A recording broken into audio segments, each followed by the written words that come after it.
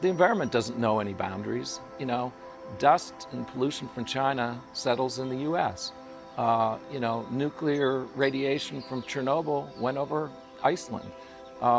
What goes up into the environment goes around the world, and ultimately this thin layer of topsoil, maybe 6 inches of soil around this hard planet spinning in space, represents the dust of our ancestors. All human history and all the other creatures are in that soil. And to contaminate that and the water supply and the air is an unforgivable sin. It's something that we'll pay for as a species in generations to come.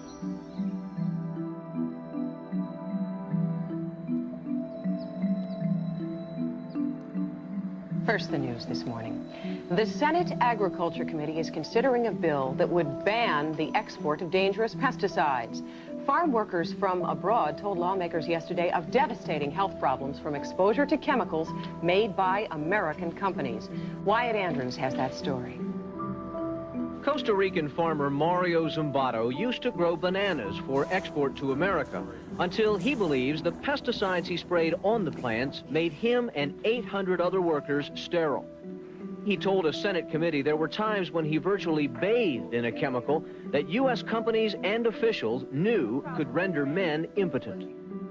The issue in Congress would seem to be simple. If a chemical is banned or unlicensed as too dangerous to use in America, should it be morally wrong to export it somewhere else? Aside from morality, many experts believe Americans are eating these pesticides in produce grown overseas, the so-called circle of poison. Okay, so we can just start with an introduction of this, your name and... Okay, David Weir. All right, and journalist. What inspired you to write The Circle of Poison? Well, you know, the Circle of Poison really started for me years before, when I was in the Peace Corps in Afghanistan. And my wife and I were in this little remote northern town called Talokan. There's absolutely nothing to do there. And we were bored, and one day we picked up some food from the American Embassy when we were in Kabul. And she was reading the ingredients on the Kool-Aid packet that she'd gotten, which shows there wasn't a lot to read in Talokan. And she said, "Holy cow, there's cyclamates in this." I said, "Wait, they're banned by the US government. How could a banned substance end up in a poor country like Afghanistan?" And so that started the investigation, where I started to realize that systematically, anything that was banned or heavily regulated or restricted or unregistered in the US was being allowed by the US government and in fact encouraged to be sent overseas, almost as compensation for the companies for losing the US market.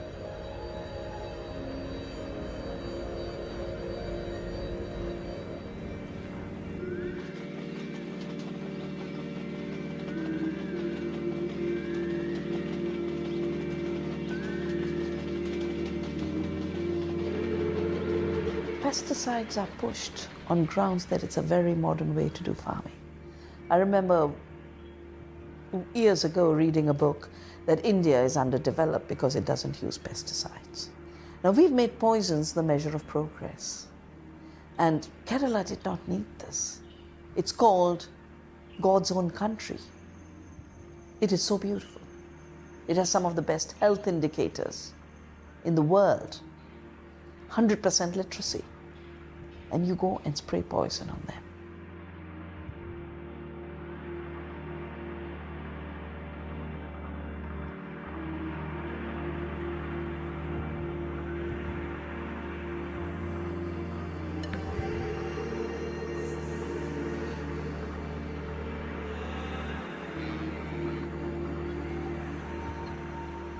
We're also like Annie is our Anne Leonard.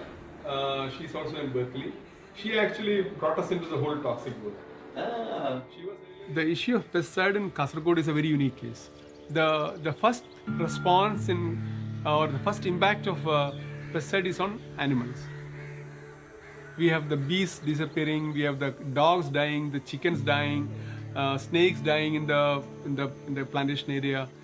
And initially the people were really happy because the snakes are dying, the jackals are dying. So no jackal will come and catch your chicken, so you're happy. You can walk in the plantation freely because all the snakes are gone. But in a year's time, they found that their chicken is also disappearing. In 2 years' time, they found that they can no longer keep dogs because the dogs are dying. And suddenly you have the impacts visible on human beings. And when the impacts became visible on human beings, like the what we call brain edema and the swollen heads, the people born without limbs, in certain cases people born with the urethra and the entire things outside the body.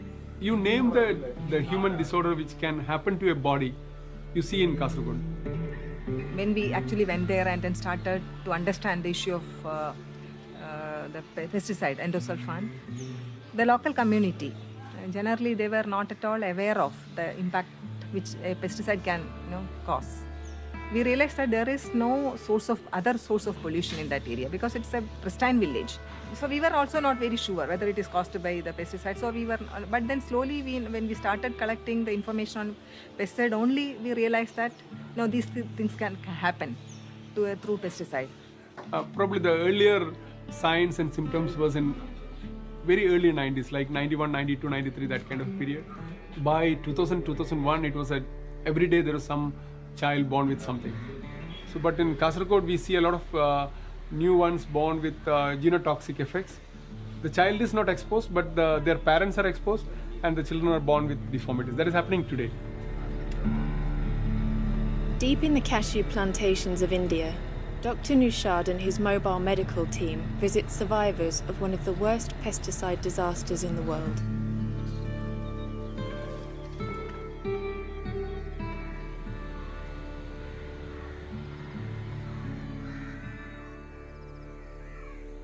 She was the former place for the plantation. Here all full of cashews. Here also itself sprayed by the endosulfan.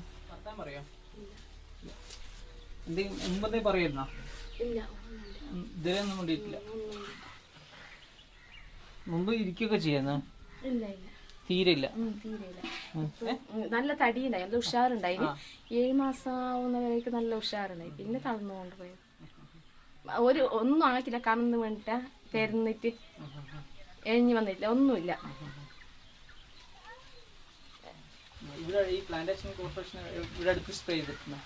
അല്ല, ഞാൻ ഇവിടെ വന്ന ശേഷം full ഇതന്നെ കശുമാവിന്റെ full ഇത് വീട് വെച്ചെടുത്തെല്ലാം full ഇത് എന്റെ ഞാൻ കല്യാണം കഴിഞ്ഞ് വന്നത്. After birth, the parents noticed that she's not having all the development milestones like turning over, doing some activities. All are delayed. So they consult doctor and diagnosed us she's having cerebral palsy.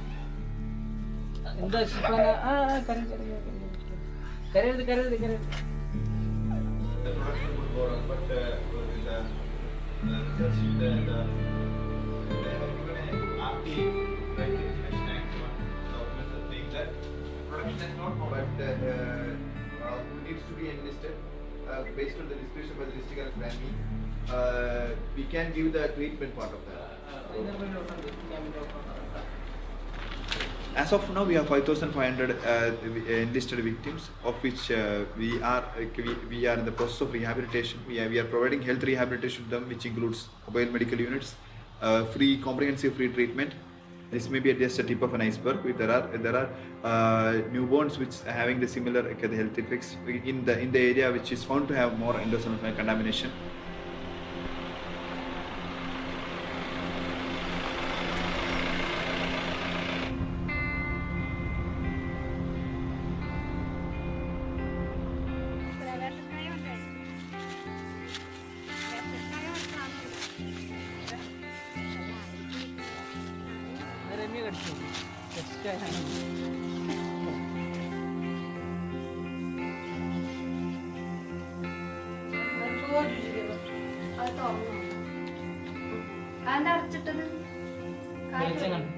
അരിവാളൊക്കെ കൊണ്ടുവച്ചിട്ടുണ്ടല്ല, വരുന്നവര് വെട്ടാൻ വേണ്ടിട്ടാണ്.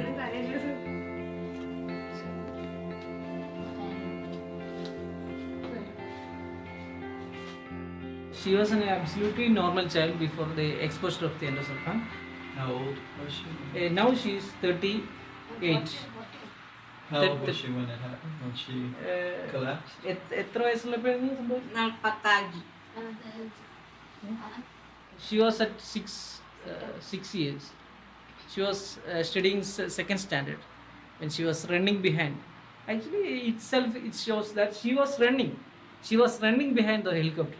And if she is having this much deformity, this much problems in her childhood, she was not able to run. Actually, it shows that she was normal. That time she was absolutely normal. She was able to run behind the helicopter. Then after spraying, she just collapsed and became like this.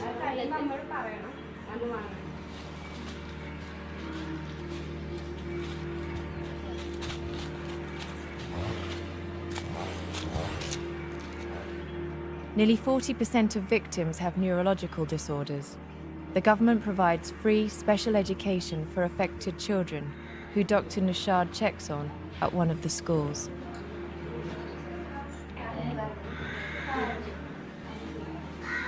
Actually, we have 11 panchayats, affected panchayats, and our school, seven schools running for these panchayats.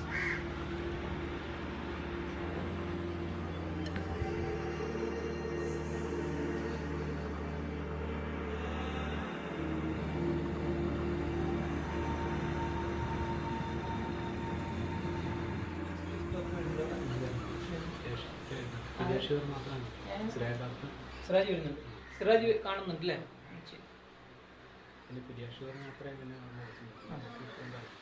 Apsara നീ ഇവരോട് ഇരിക്കാൻ പറയാമോ? കൈ കൊടുക്കലേ ഒരു പ്രശ്നമുണ്ട്. അവർ കൈ കൊടുക്കും. He's saying to sit. This is the eldest son of this family. His name is Afsal.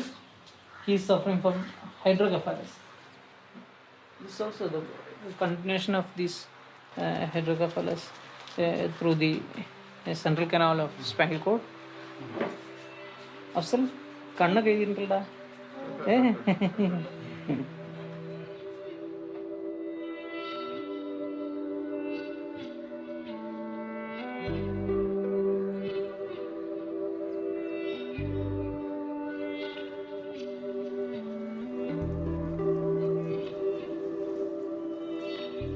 We perceive the US government as one which is for the corporates.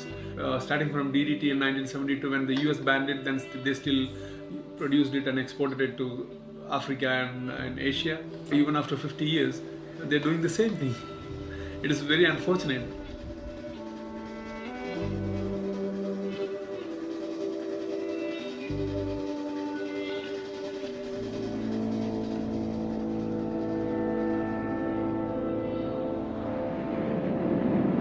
Gas is dropped from planes either as a spray or in gas bombs.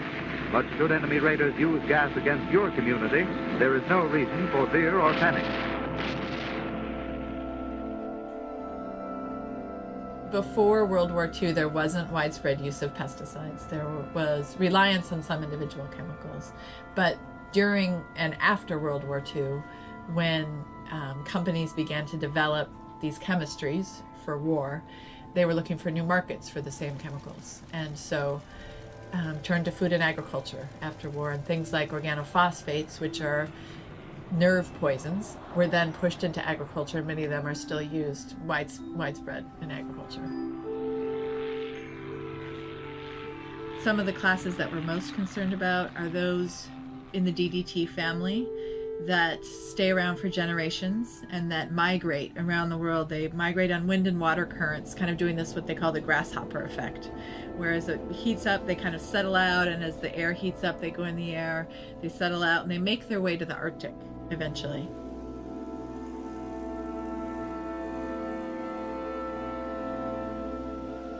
Without war, we wouldn't have pesticides. Maybe that's an irony, maybe not. But one way or another way, this is what we ended up with. In the early 70s, it was clear we had problems, health problems and environmental problems we'd never experienced before, thanks to pesticides. That's when the US government enacted FIFRA, one provision of which allowed the continual production and manufacturing of pesticides that were not permitted for use here to be exported overseas. That set up the whole regulatory loophole that created this, allowed the circle of poison to come true.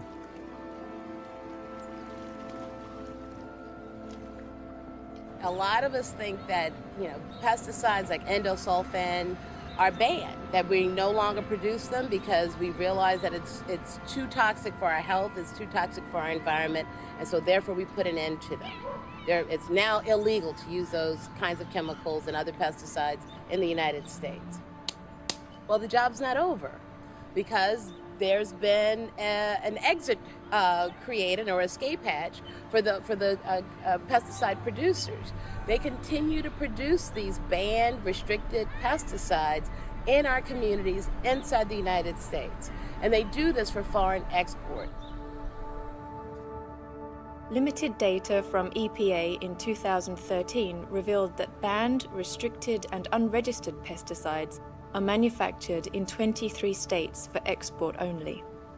EPA doesn't track the volume or final destination of these pesticides, which are then applied to crops like coffee, tea, cotton, fruit and vegetables, and may indeed be imported back to the United States as pesticide residues on these foods.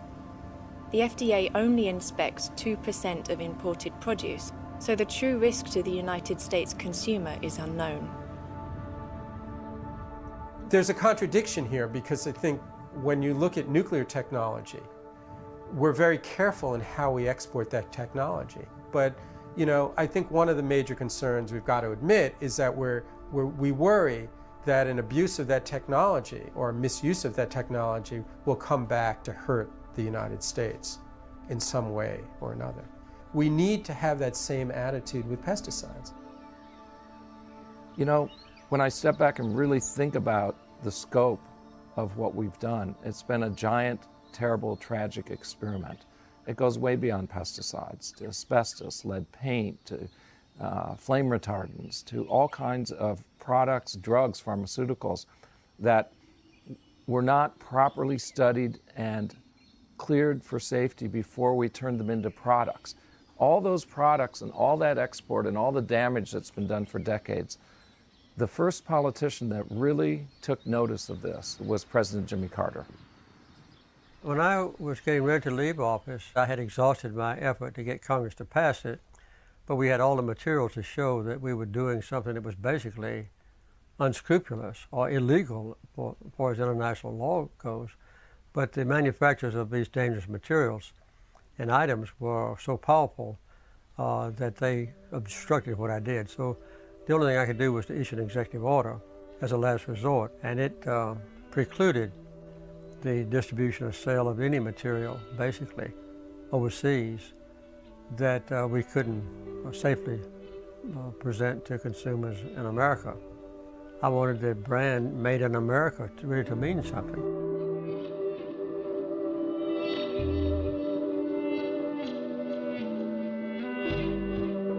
As soon as I left office, they descended on President Reagan, Ronald Reagan, and he agreed to protect their right to continue selling pesticides and flammable clothing and unproved or disproved drugs or condemned items to people overseas just so that the manufacturers could get rid of them and not take a big loss.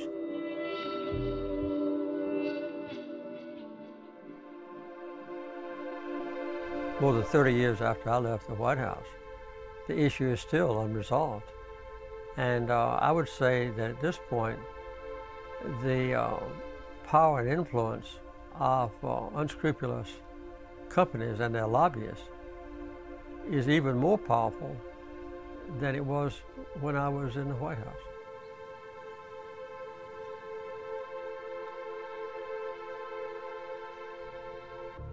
When we speak of the circle of poison, we most often think of the danger to American consumers.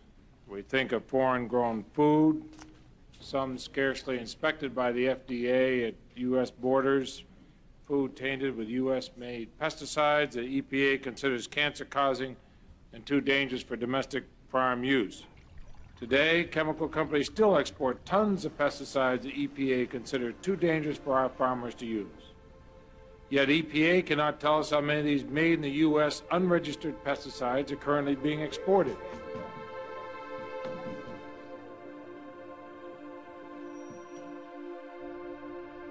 Senator Leahy was the first elected official after President Carter who tried to stop the circle of poison by introducing 3 bills in the 1990s.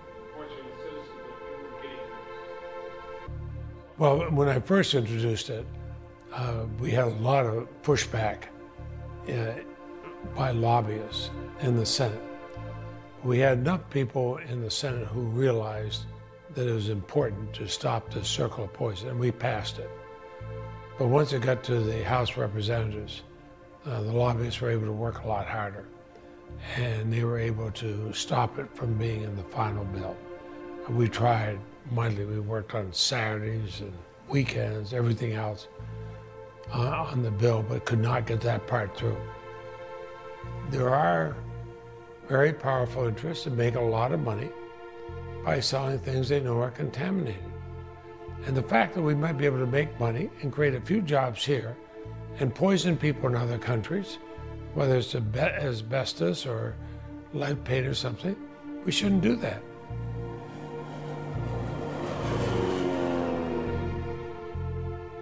Mr. Vroom, are you... yes, Senator.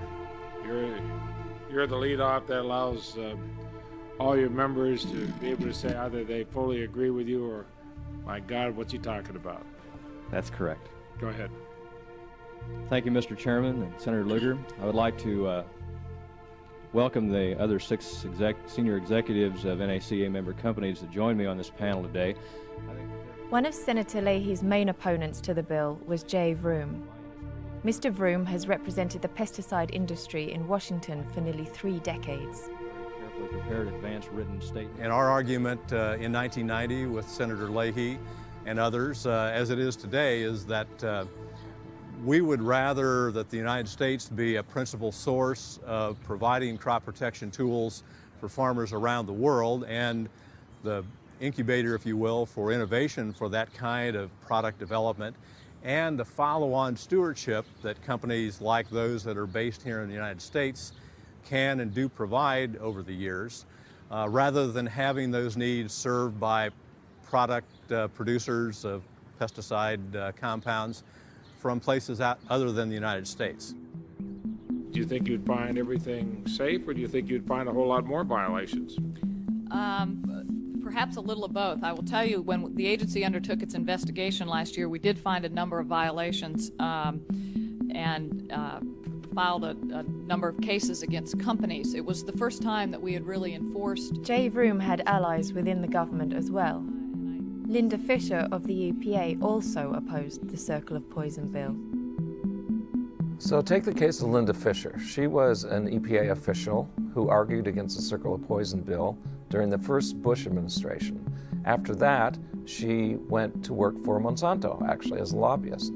After that, she went back into government, back as a high official of the EPA in the second Bush administration. And since then, she's become a high official at DuPont. It's a perfect example of how the revolving door of officials moving in and out of government, regulating pesticides and other toxics, and then going to work for the people that produce them.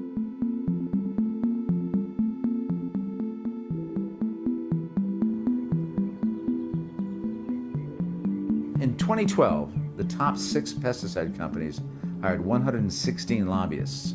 112 of them were either former members of Congress or former members of a major government agency like the EPA, the FDA, the USDA. 116 lobbyists, 112 either former members of Congress or people who used to work at our federal agencies. And so since 2004, the big 6 pesticide companies have spent almost $220 million in lobbying just the federal government. Just the federal government. That doesn't even include the states. And what makes that so much more effective, of course, is that they're using former members of Congress, former chairs of the ag committees, former major players at the EPA, the USDA, as their lobbyists. And what makes it ironic is that many of these people, before they became congressmen, or before they came to the government, actually worked for these very same companies. So the big 6 are the 6 agrochemical companies that control upwards of 75% of the global pesticide trade. And the big six by name are Monsanto, Dow, Bayer, Syngenta, DuPont, and BASF. And those 6 global corporations really control the terms of food and farming.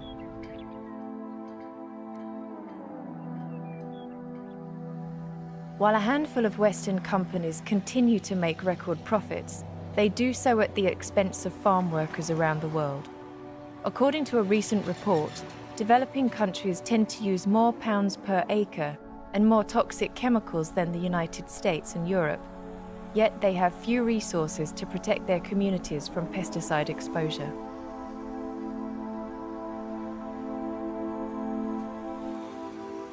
Pero pues no hay más trabajo aquí. La gente que no tiene estudios, que no tienen otra cosa que hacer, la mayoría se va al campo. Y así seguido se muere, la gente está acabando, la gente y ellos enriqueciéndose a costillas de la gente pobre, porque la gente más pobre es la que va y trabaja allá. Como aquí es una comunidad muy pobre, que toda la gente vivimos de trabajar en el campo. Y esas muchachas empezaron a trabajar en el campo porque era la oportunidad que les daban, como de bajos recursos y por no tener cómo viajar para ir a trabajar a otras partes.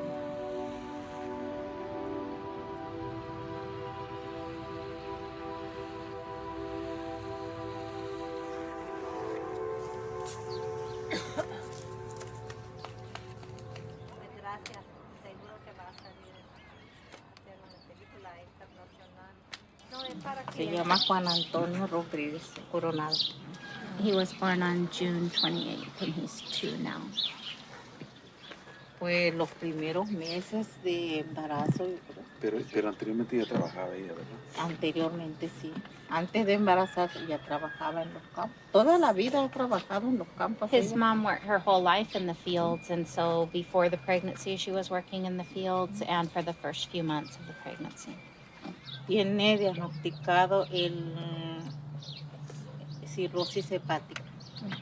So he's been diagnosed with cirrhosis of the liver. Pues conforme él se enfermó, empezó con un poquito hinchado, después fue creciendo. Para ver el hígado, él tiene aquí una cicatriz acá. So he started out when he was born a little bit swollen, but it's gotten much worse. And you can see they did a operation and they took a look at his liver, and in June they said that he just has about 3 years to live and that there's nothing they can do now.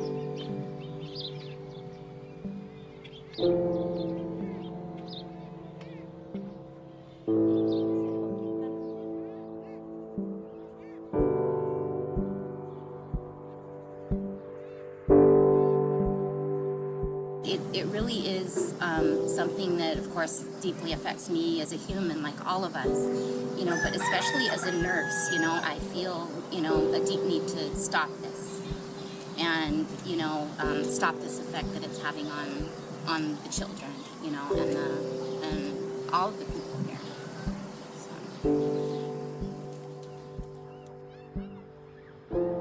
Y así hay infinidad de casos. En Potan se han visto muchos casos, señoras que están embarazadas, que van al campo, trabajan, los niños les salen malos, y es que en el campo los ponen a trabajar, la gente anda trabajando, recogiendo la fruta, la verdura, lo que sea, y los que andan fumigando andan con las cosas así, sin protección, sin nada, y la gente ahí trabajando. Los lonches están ahí en el suelo, también les pasa todo respiran, todo reciben en la piel y en todas partes. ¿Y qué va a hacer la gente? Tienen que trabajar para poder comer. Probably the most dramatic way to understand the difference between domestic regulation and the lack of regulation once you cross the border as it affects pesticide use in people is just south of the border in Mexico. Take the Sonora Desert, split down the middle by an arbitrary border between countries. So on one side, pesticides that can't be used aren't being used. On the other side, they are used. And there's evidence of the effects. In 1998, Dr. Gillette conducted a study of pesticide exposure in Mexico. She compared the children living in the pesticide-intensive Yaqui Valley to those in the non-exposed foothills. After playing catch with the children and observing them dropping raisins into a bottle cap, Gillette found disturbing differences in hand-eye coordination between the groups of children.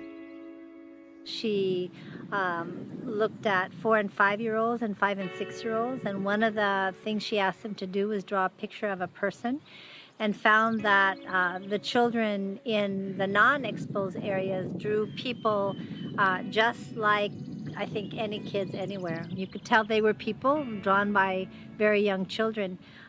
Many of the children in the highly exposed areas to pesticides just drew scribbles. You couldn't even tell that they were people.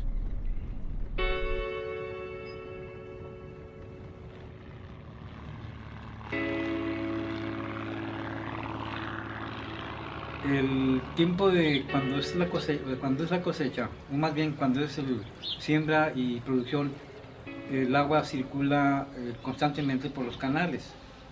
Y yo señalaba que esa agua lo consumen los animales, lo consumen a veces las personas, y es donde viene un contagio o viene una enfermedad que desgraciadamente trae consecuencias fatales.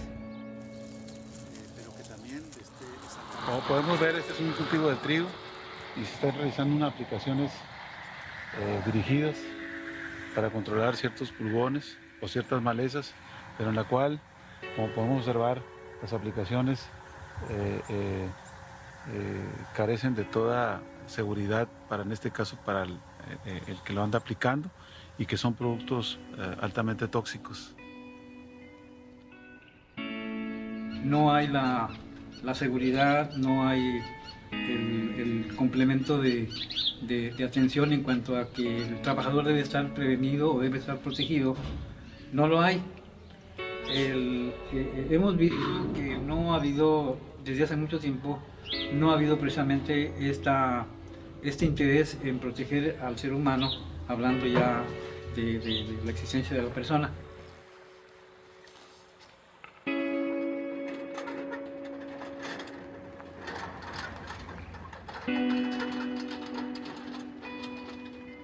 Eso es lo que está pasando aquí en la comunidad de los 8 pueblos de la tribu Yaqui. Eso es lo que tenemos nosotros ahorita, esa problemática de los pesticidas.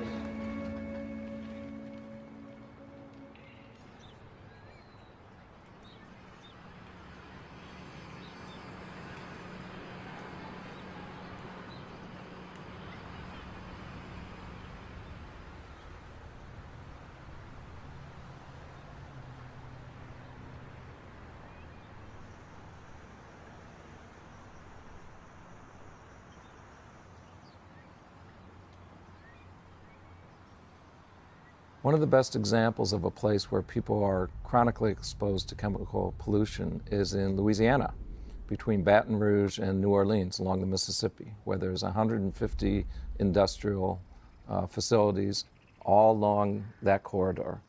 In fact, the industry calls it the chemical corridor. Residents have a different name for it. What do they call it? Cancer Alley.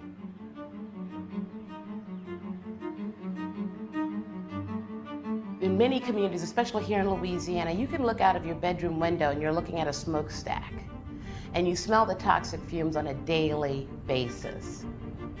We have lost historic African American communities because of the toxic exposures from those companies warranting the relocation of those communities. So the entire towns of these historic communities have been razed, and the only thing you now see, if there's any sign that they once existed, might be their old cemetery grounds, while the facilities have gotten larger and expanded into those historic communities that once lived and thrived in this area. There's a culture in the state that really gives the industrial corporations running these facilities a blank check. They pay nothing in property taxes. They get to, through their campaign contributions, basically elect whoever's going to be in a legislative control of lawmaking in the state. They have a lobby that denies and takes away rights of citizens in the state for health care, for health monitoring in the event of a toxic exposure. So we're in a real sad situation in terms of the power that these industrial corporations have in Louisiana, and companies like Monsanto along with them. Monsanto is like all big agrochemical companies, highly profitable and highly influential in political circles. A few years ago, they completed a multi-$100 million expansion of the Roundup plant, for instance, in Cancer Alley. Please welcome our Governor, Bobby Jindal, and our First Lady, Supriya Jindal. Governor Jindal, whose wife is a former Monsanto employee, praised the expansion of the Roundup plant in 2010. Every year since then, this plant in Cancer Alley has had the most toxic releases in the entire state.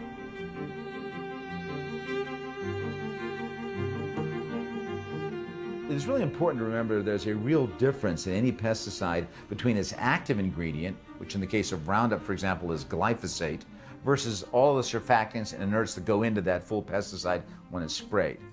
And to demonstrate this, a researcher, he had 2 ponds with frogs in them, and in one pond, he just put the active ingredient of Roundup, glyphosate. Had very little impact on the frogs. In the next pond, he put the whole formula.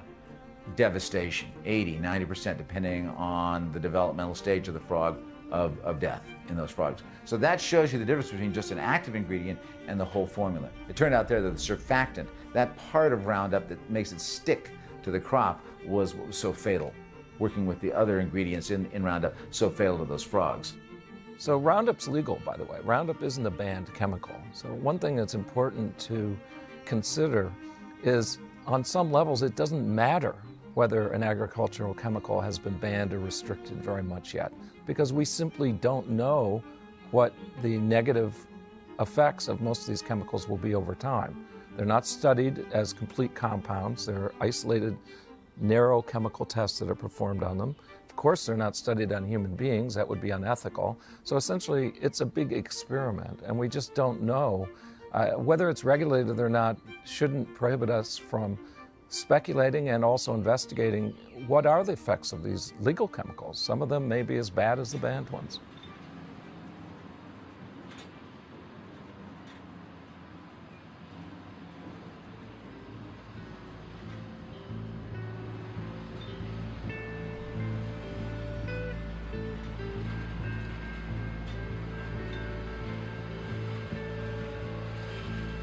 A standard argument against a health environment and other regulations in the country or for export is that it's harmful to business, which of course it is. I mean, if business can kill people freely, it's a lot more profitable than if you have to pay attention to what you're producing and look at the effects on people and so on. On the other hand, if you do care about harming people, the profits just don't matter. And in fact, it's kind of interesting in this country that major industries like lead, asbestos, tobacco, chemical, the industries have often succeeded for decades poisoning people quite consciously. You know, they knew perfectly well that children are going to die of lead poisoning, but you got to make profit. And they're right. It's a system which you're supposed to make profit. Like a CEO of a corporation is actually required by law to increase profit. So they're doing exactly what they have to do. And if the population suffers, well, you know, it's the cost of doing business, you know. Of course, by the time you get to export, it's a little more vicious, because here what's happening, of course, is the domestic population has become organized enough and active enough, so they're saying you can't kill us. So then the idea is, okay, we'll kill people who are more vulnerable. And that's what the export is. But yes, it's good for business, undoubtedly.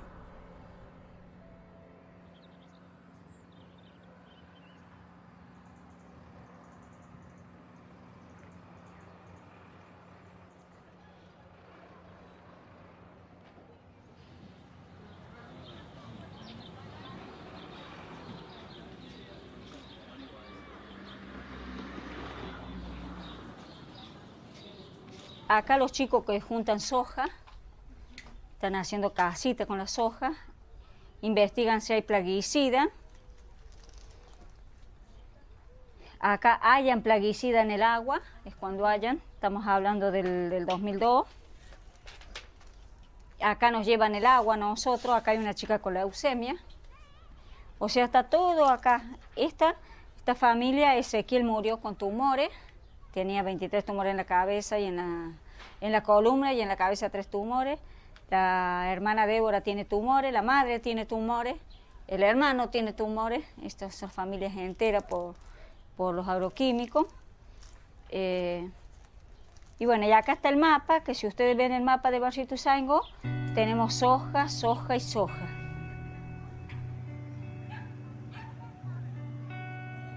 Justamente la gente acá se está enfermando en Latinoamérica y está padeciendo los daños que están produciendo los agroquímicos. En mi barrio fue declarado inhabitable, es un barrio contaminado por agroquímicos y están naciendo muchos chiquitos con malformación y muchos cánceres, cáncer de mama, cáncer de intestino, tumores en la cabeza. Te digo que nosotros lo hemos sufrido y lo estamos viviendo.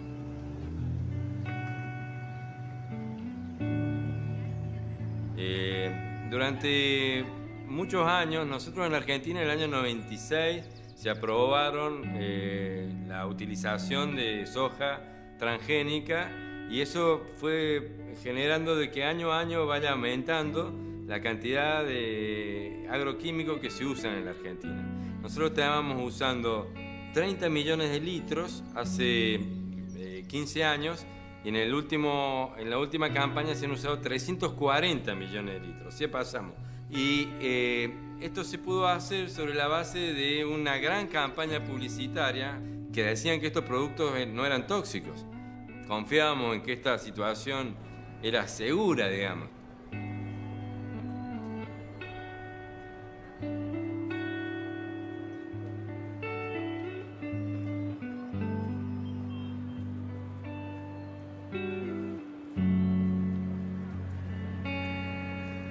Y bueno, yo decidí ir puerta por puerta porque, bueno, hacía poco tiempo que había fallecido mi hija por malformación y bueno, y no podía aceptar la muerte de mi hija, donde a la casa que iba golpeaba, le decía qué enfermedad tenía.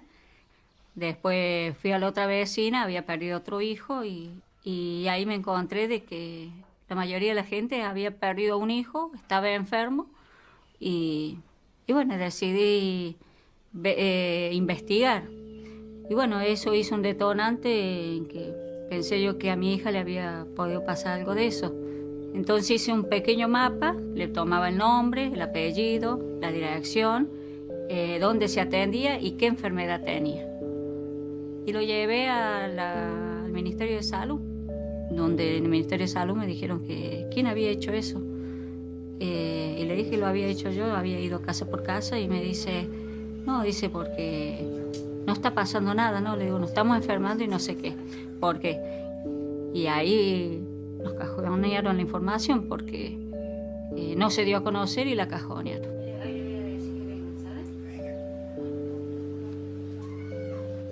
O sea que cuando fumigan, nos fumigaban a todos. Por eso es que la gente se enfermó. No están todos puestos porque no entra la cantidad de enfermos, no entra en el mapa. Y bueno, y si vos ves, son todos, mientras más cerca del campo está, más casos de cáncer hay. Los más pegados al campo hay más casos de cáncer. Y si vos ves que se va alejando, hay menos casos. Residents of Ituzaingó reported cancer rates to Sofia that were 41 times the national average in Argentina. Yo la enfermedad de mi hija nunca la asocié con la soja, con el problema de la fumigaciones, todo eso. Bueno, yo me sentí mal, yo me sentí angustiada porque es muy difícil perder una hija, a mí me hizo mucho mal. Y me cuesta hablarme del tema.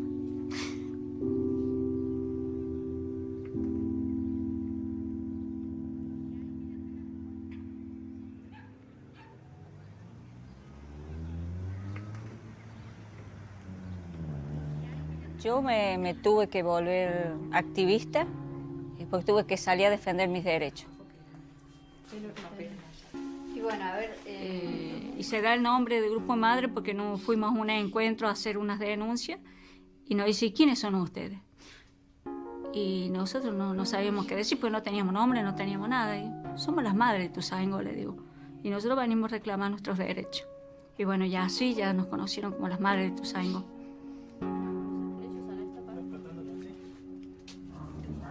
Sí, amenazas por teléfono, que me decían que tenía 3 hijos, que me iban a quedar 2 hijos.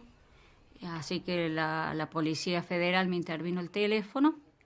Y otra, se me metió uno con el arma y me la puso en la cabeza y me dijo que me dejaré joder con la soja. Despite these threats, Sophia and the mothers continued their fight. They ultimately succeeded in getting a local ban on aerial pesticide spraying within 2,500 meters of homes. Y hace 10 años las maestras cuando sentían el avión invitaban a los niños a salir al patio de la escuela a ver al avión y saludar y recibían todos la nube de agroquímicos. Hoy las maestras cuando sienten el avión cierran toda la ventana, meten a los chicos abajo de la mesa, le dicen a todo el mundo que no respiren porque ya saben de qué son los productos tóxicos, pero lo saben porque Sofía, porque las madres, porque después los médicos han hecho una campaña muy grande para demostrarlo, ¿no?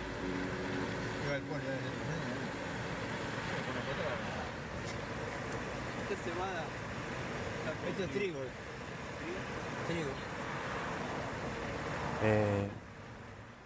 En el caso de las madres de Ituzaingó, eso es un logro a nivel social, que esa gente se haya despertado y haya podido defenderse. Acá no pasa eso. Acá no pasa eso. Anda con cautela porque... Sigan mirando tranquilo, como que quieren comprar los lotes y lo están filmando. Ahí nos vieron, pero no paré, flaco, no paré. Bueno, ¿ves allá los aparatos fumigadores allá atrás? Ajá. Las máquinas. Sí. Esos tanques amarillos. All the yellow tanks. Those are the machines they use to fumigate, to spray. Ahora estamos en un depósito de estas máquinas dedicadas a esta agricultura tóxica, pulverizadores, como verás, protegidas con alarmas, con cercos, con un montón de medidas de seguridad. Y podemos ver allá a la escuela en pleno desamparo, a la intemperie, sin ninguna medida de protección, donde hay chicos allí asistiendo. Just 400 miles from Ituzaingó, international corporations have made Chacabuco an experimental zone to test new agricultural products, exposing residents to unknown risks. Entonces tenemos toda esta situación, pero hay también un gran silencio, que no sabemos si es por miedo, por la gran cantidad de plata que ganan, o ese es un tema como fuerte también, el silencio de la gente. O sea, nadie dice que tiene cáncer y se atiende el cáncer como una gripe. Tengo gripe y me estoy haciendo la quimioterapia. Santiago is breaking the silence through sustainable Chacabuco. His campaign to raise awareness about the government-approved testing taking place in his town. Aquí en Chacabuco se están desarrollando y multiplicando y apoyando desde el gobierno la utilización de esta sustancia. Y se venden como imagen del desarrollo agropecuario de la zona, del municipio y del país, en donde la utilización de venenos es visto como el progreso de una nación.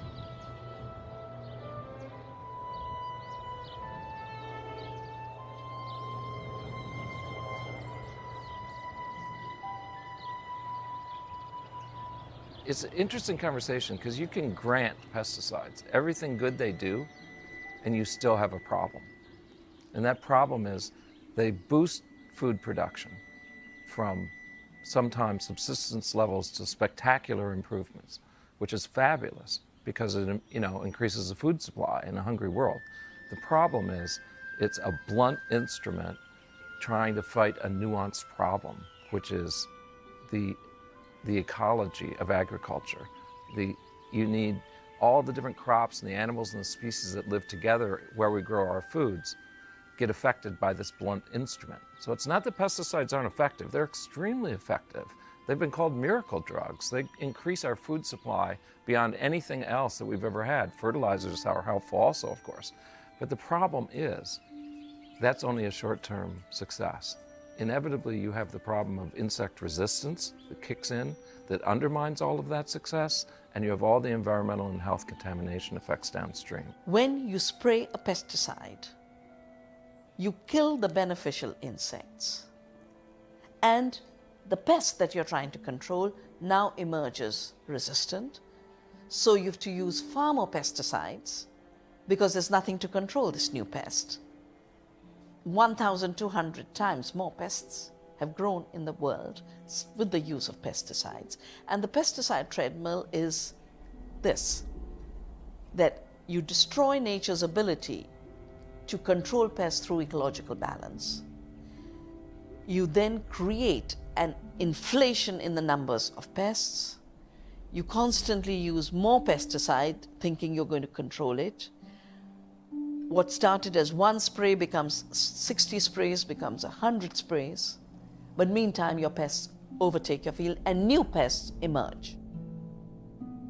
When it comes to global hunger, the weight of the scientific evidence does not stand behind a regime of pesticides, fertilizers, and hybrid seeds, which is the package that is promoted to solve global hunger by these companies. That's kind of the moral face they put on selling pesticides.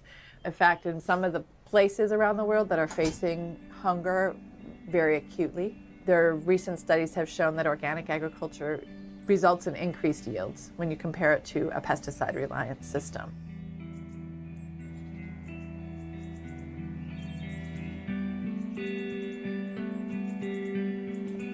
It's called vermicompost. This is made out of cow dung and the earthworm. So here, so they are our best friends. This earthworm. This is called vermicompost.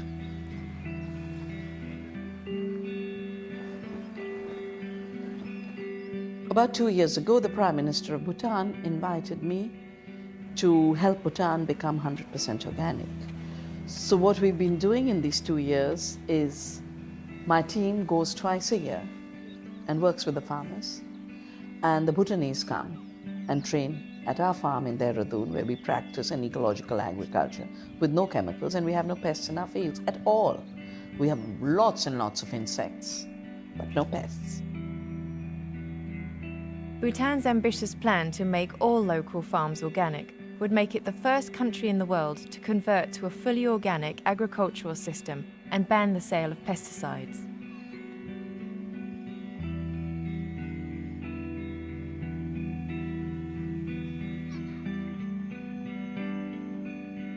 Sustainable agriculture has been always very important to Bhutan because our country has very little land under cultivation, and of the whole country we have only about 8% of the land which is actually arable, and of that, because of our limited human resources, we are only cultivating about 2.9% of the land.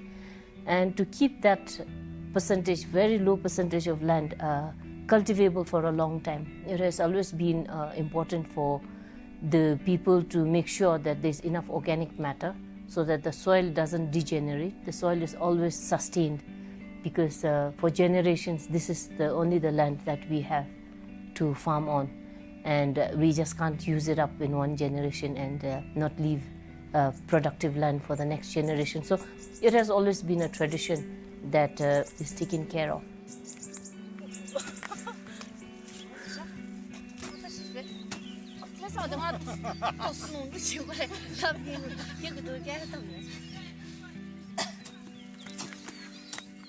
The Bhutan government has very, very clearly decided to not measure growth, which measures only how much commerce takes place, And of course, you can have lots of growth by first creating pesticides. The pesticide industry makes lots of profits, that's growth. People get cancer. The same pesticide companies sell you a patented cancer medicine, that's growth. This growth is not measuring welfare. It is measuring destruction, death, and illness. So Bhutan decided it was going to make happiness the objective. And therefore they focus on gross national happiness. And the Prime Minister, when he wrote to me, he said, there's only one way I see growing gross national happiness. It's by growing organic. Bhutan is not alone. After seeing the devastating effects of pesticide use in their communities, small farmers around the world are turning to sustainable methods of agriculture.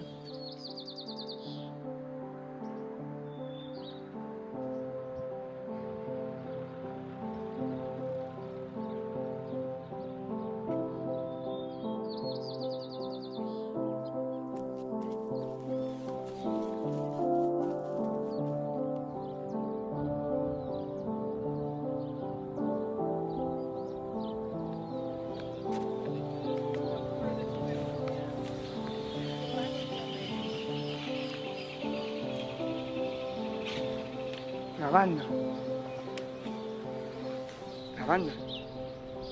Para la traductora. Oh, gracias.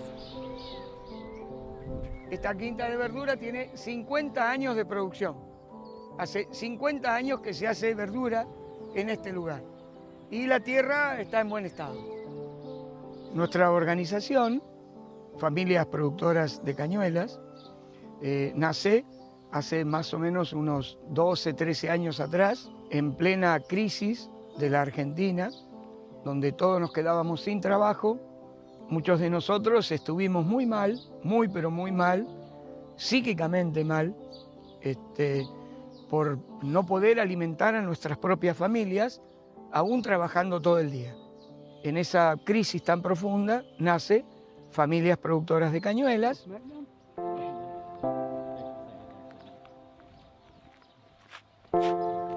¡Vamos, Javier! No necesariamente hacen falta los químicos para hacer producciones intensas, de buena calidad.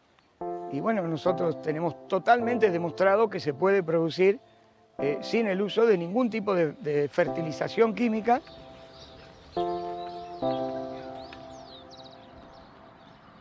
En Brasil existen espacios que se llaman tierra preta, que tienen hasta 3 metros de altura de capa humífera. Y esas tierras no son naturales, fueron hechas por nuestros pueblos originarios durante miles y miles de años. Hubo miles de años de agricultura en esos lugares y en lugar de la tierra quedar devastada, hay 3 metros de capa de humus. Eso es proceder con la Pachamama, con nuestra tierra, pensando en la tierra, no solo en la producción y en el bolsillo, en el dinero. ¿Vamos caminando? And what I have found in my 25 years of working with biodiversity, working to build ecological agriculture systems, is that chemical-free, poison-free agriculture systems which intensify ecological processes, which intensify biodiversity, produce more food per acre and more nutrition per acre. That's the way we must go, precisely because the population is increasing.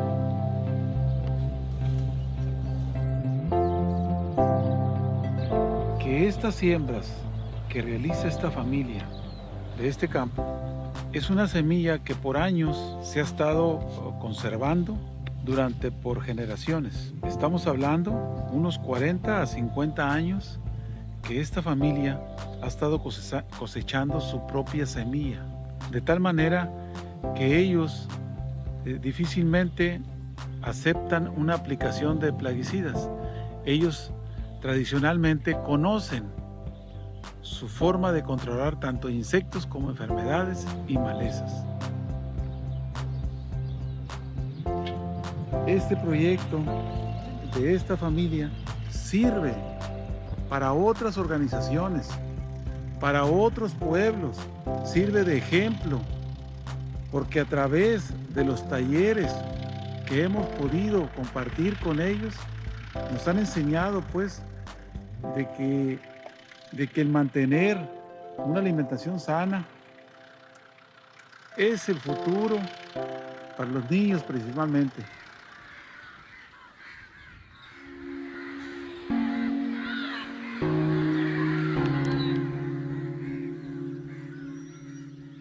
This is Oscar. He's our organic farmer. He does different types of vegetables and bananas, beans, amaranthus, cucumber. This is organic. This is 8 types organic. This is the field of Oscar. The problems in Kasaragod is now being turned around on a positive note where from a pesticide hit or pesticide impacted community, now we are moving towards the survivors of this on a very positive note where we can produce food without pesticides, we can provide rural livelihood without using chemicals. But there is in that sense we see a lot of hope. Since 2003, the Organic Bazaar in Kerala has helped small farmers give up chemical-intensive agriculture to deliver safer, more sustainable produce. This farmers' market was inspired by the growing organic movement in the United States. What I thought might happen, hope might happen, it turned out did happen, was the Organic Farm Bill. People started paying a lot more attention, and that hobby type thing that the detractors called it is now turning into a $30 billion a year business in the United States, about the only agriculture business that's growing.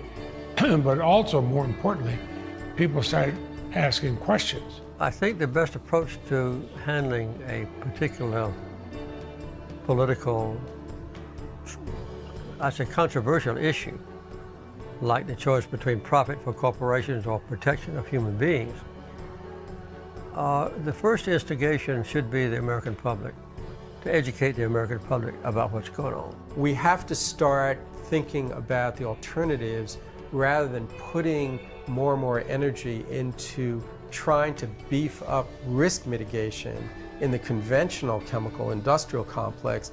We need people to say, we don't want the hazards, we don't want to support the hazards, we don't want to export our chemicals, we don't want to import poisons on our food, we want communities where our food is produced to be safe, we want our food to be safe, we know the systems exist, we need leadership desperately, we need an uprising. In recent years, an uprising has been gaining momentum. In 2012, rallies were organised around the country to protest against Monsanto, but less than 20 people attended one in New York City. At a second round of protests 1 year later, 2 million people showed up in 52 countries to march against Monsanto. They want you to believe that there's not enough food on this planet to feed everybody. They want you to believe that you need their products in order to feed the hungry and the poor. I'm here marching for Sofia in Argentina, who organized mothers in her community and demanded that Monsanto stop poisoning her children. I'm here for Santiago in Argentina, who's using the power of social media to know that his town will not be used as an experimental zone for new GMOs and new pesticides. I'm here for Paco in Mexico, who's organizing Yaqui farmers to go back to traditional organic methods of farming and stop using hazardous pesticides and GMOs. And finally, I'm here with my friends from Benal in India, who are spreading the word and trying to hold these corporations accountable for the atrocities that they're causing.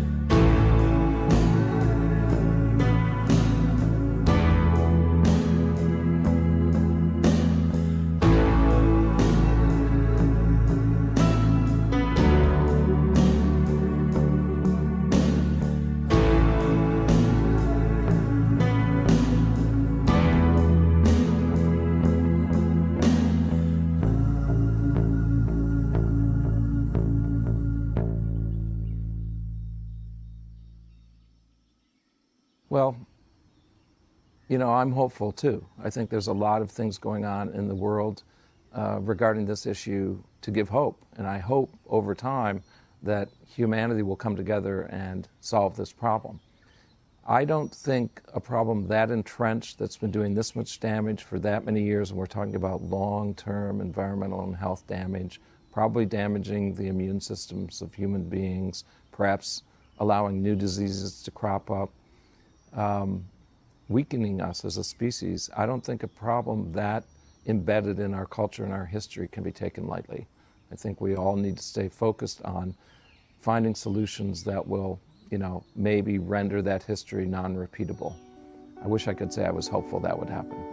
Mr. Speaker, Mr. Vice President, members of Congress, my fellow Americans, we need to work together on tools like Bipartisan Trade Promotion Authority to protect our workers, protect our environment, and open new markets to new goods stamped Made in the USA.